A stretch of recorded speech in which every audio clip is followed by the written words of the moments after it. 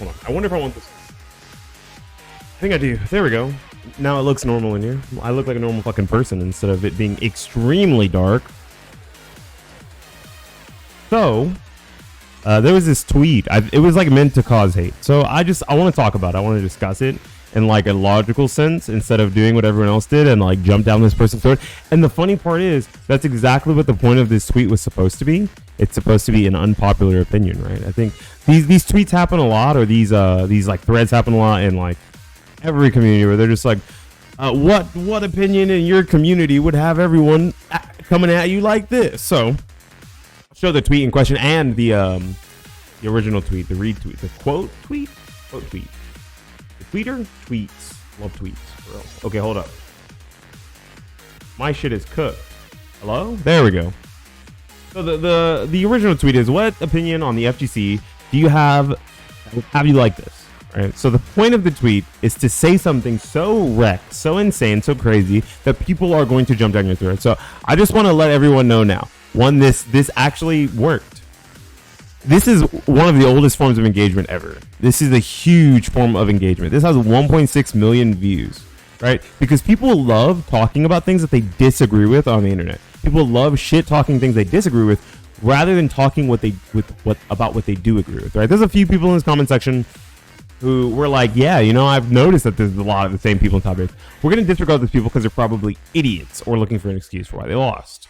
But the vast majority of the people were like jumping down this person's throat because of the fact that their opinion was so unpopular, apparently, right? And the opinion is, top players in the FGC will never admit this, but they practice in groups and share tech only between each other, which allows them to have an advantage over regular players. That's why we always see the same people in top 8s.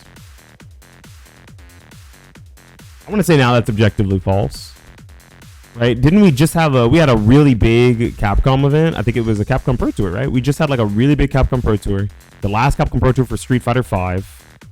I should say Capcom Pro Tour Finals for Street Fighter V. And Jin. I don't know how to say his name. He's Chinese. He's the only Chinese person in top 8. And he's the least known representative. Like, China's not a very well represented region for Street Fighter. So unless this whole country is just filled with top players and they all share tech together, that's already one way to prove that that's not the case, right? Now, this is not entirely untrue, right? You could ask anyone who plays with their friends constantly, if their friends happen to also be very strong players at a video game, if they play their friends often, right? So in the communities that I'm in, a lot of people play sets mostly with friends because the games are so small now, right? Like Soul Calibur is a very, very small video game. DNF Duel, very, very small. Like, these are both very small fighting games. They're not huge. They're not like massive scaled fighting games anymore. Or I guess DNF Duel really never was. And Soul Calibur had its time cut short in the sun because of the pandemic and shitty netcode and not getting his world tour. But regardless, I think that a big thing is just understanding that people just want to play with their friends. If you are a top player or you are a very strong player at a video game and a lot of your other friends happen to also be very good at said video game, there's nothing wrong with playtesting with your friends, right? I think that's something that other communities do as well, right? Like Yu-Gi-Oh players, Magic the Gathering players, they have very like active playtesting groups, and it happens to be people who are all very good. And it's not because of the fact that they're trying to, you know, share tech only between one another, but it's because they're only sharing the tech in which with the people that they practice, right? If you could get into that group of people who wants to practice with whoever, you could get some of that tech. Now, the problem is a lot of people just make the assumption that, oh, well, if you're not good, they won't let you in on their group. And that's only fair because, look, let's see. Let me put it this way. I played a lot of older Yu-Gi-Oh! I played a lot of Yu-Gi-Oh! Before like 2014, 2015, right? That's like the era of Yu-Gi-Oh! I played the most. Maybe like 2013 to 2015. And when I was looking for matchups, when I was looking for matchup knowledge and playtesting, I would find someone who I thought was very competent with the strategy that I was looking for, right? So if you are a tournament level player, it's not to say that it's not okay for you to play with worse players, like that you shouldn't play with worse players, but it doesn't advance you. And as a tournament level player, what you're looking for the most is to just become better and better at the game. You aren't trying to play the game to have fun. You are trying to play the game to be optimal and learn everything you can about how to win in every situation, right? How to win in every situation, or how to play through or play around every situation. And if you're playing against someone who doesn't know the matchup, doesn't know what to do in certain situations, doesn't know literally just how to play the game at the same level as you, it makes it a lot harder for you to play with that person, right? So I think that this stems from like, I can't play with top players. They won't play with me, but they play with each other, so they're all really good, but I'm not good. It feels handouty, right? And that's like, I think what people were giving this person, they were like, hey, it feels really handouty. It feels like you're just like, well, I know a top player, they should play with me, and they should get me as good as they are. And while that's not exactly what I read this as, but I can see how it comes off that way. And even if that were the case, right? Even if they shared you all their tech, literally some people are not tech monsters who are very good at the game. A lot of people now scrounge Twitter for their tech, scrounge YouTube for their tech, and Facebook. I hope you're not using Facebook groups for any of your competitive fighting game needs, but I digress. They look elsewhere for the tech, and then they just optimize the tech. They figure out how to get the hits. They figure out how this thing becomes the best thing in the game, right? A lot of the lab nerds, as I like to call them, aren't always the best in the video game that they play, right? There are a lot of people who are indeed students of the game, very strong, very good. Hey, what up, Terror? Very strong, very good. And because they're students of the game, they happen to do well. But then there are a lot of others who are students of the game, who are very strong at understanding the game, but they don't have the execution to implement the things that make a good player a good player. They just have it on. They just have it on all in their brain. They have it in their noggin. They have it written down. They have it ready, but they can't really act on it. I'm in a secret top player Discord too. Hell yeah.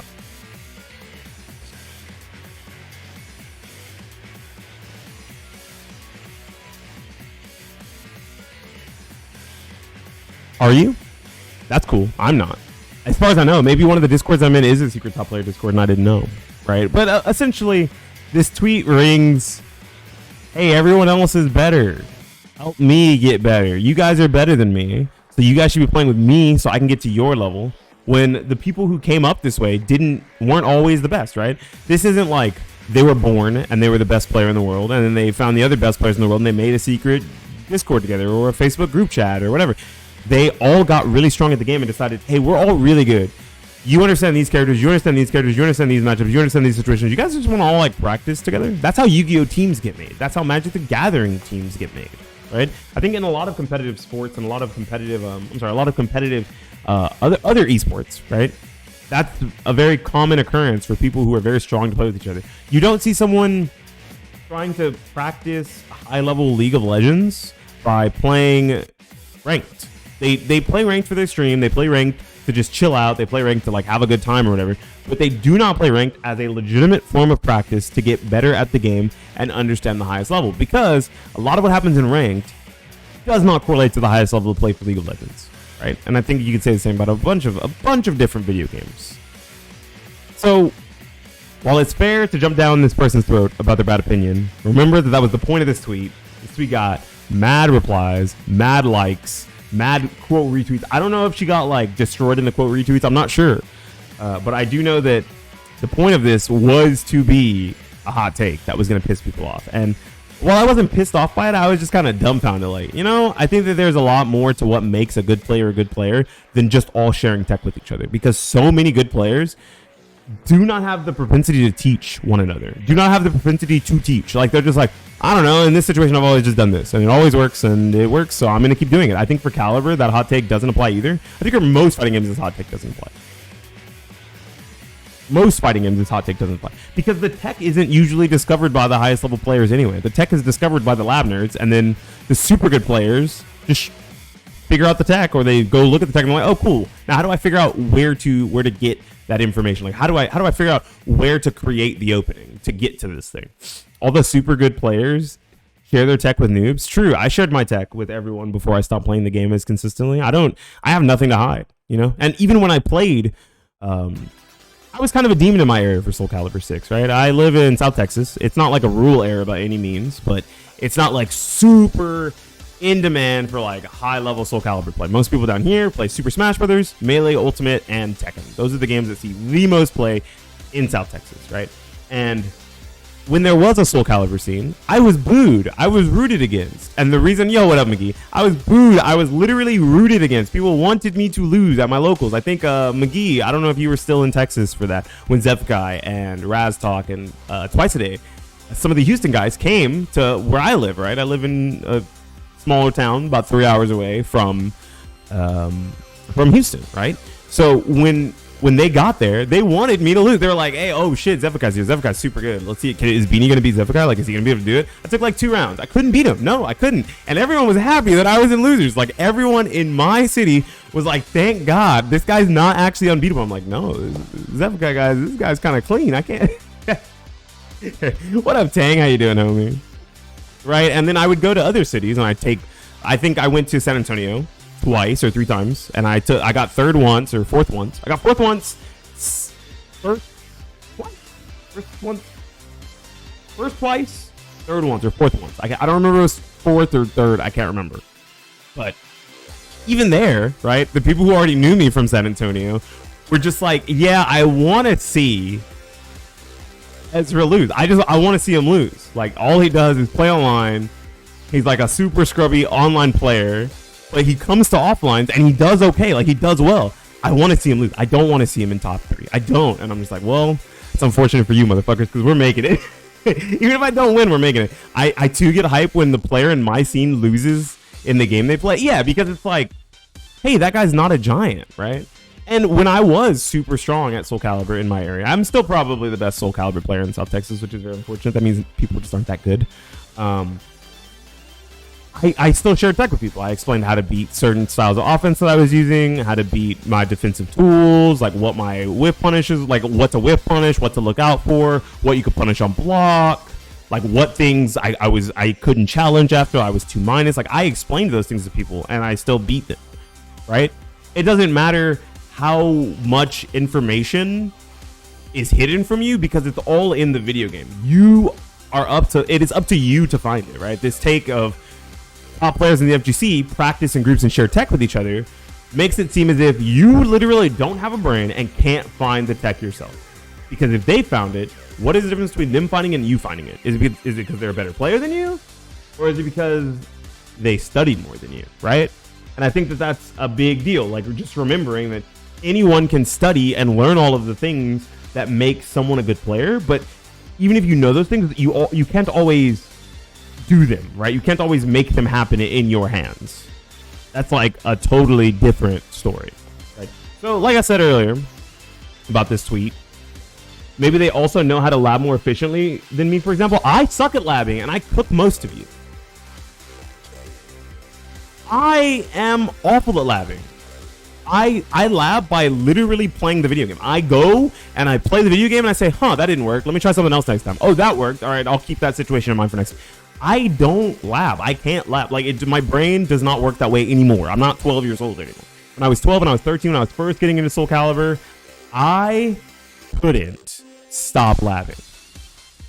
You know how to properly use the lab, though. No, I don't have the fucking patience for it. I'm 27 years old, man. I don't got time for that shit. I used to when I was younger, when I was first getting into playing Soul Calibur and first getting into playing like Mortal Kombat 9 and all these games, when I was trying to become better at fighting games, when I realized like, yo, I'm actually kind of good at these games and they're really fun and I want to travel for them, let me start to, learn them. So as a kid, you were younger than me. I'm 27. That explains why you can't lab either. You're fucking old. Our brains don't work that way anymore, man. You're too old for labbing. But you're not too old to blame top players in your area and say that it's their fault that you're not getting better at the game and that they're hiding tech from you and only practicing with each other. And if you agree with this, don't like the video. Don't subscribe. Don't comment. Actually, do comment. Tell me that you disagree with all this. I mean, that you agree with all this. But if you totally agree that it's reasonable for anyone who wants to become better at a video game to become better at a video game, regardless of the situation. Hey, what up, Trey? Regardless of the situation, like the video, subscribe, and comment down below about how you've gotten significantly better at some of your favorite video games, whether they be fighting games, card games, shooting games, without the help of others, without the help of significantly better players, competitors, right? Maybe you're in a super small League of Legends esports league and you never had anyone to practice with. Your only practice mode was ranked. I thought it was just that I suck, but it was the top player's fault all along. True. Look, at the end of the day, it's not any of our faults that we suck. It's the top player's fault for not passing down the knowledge. Anyways, with that, I'm Beanie Thuggish for the YouTubes, signing out and saying